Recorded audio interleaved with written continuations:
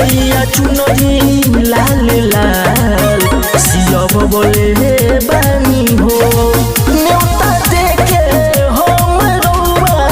के बोलो बोले बानी हो मैया चुनरी लाल लाल सियब बोले बानी हो मैया चुनरी लाल लाल सियब बोले बानी हो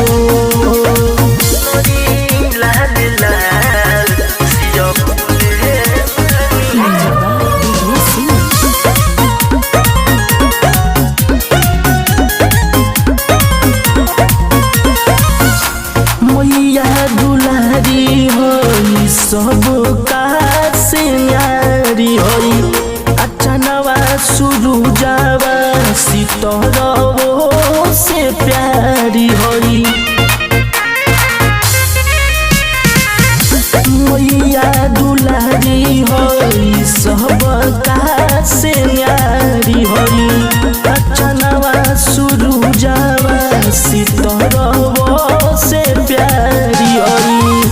नहिया के न्योता हम पे ठवले बानी हो नहिया के न्योता हम पे ठवले बानी हो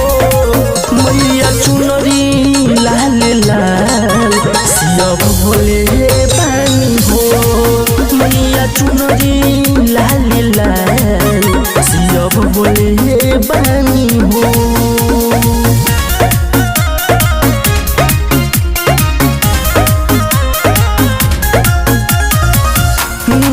दिन नवरात पाठ हम कराइबू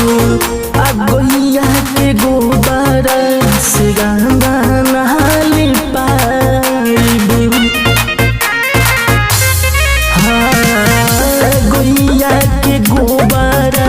से गंगा नहाली पाइबू आ चौमुख दिया ना हम तो माई के जरा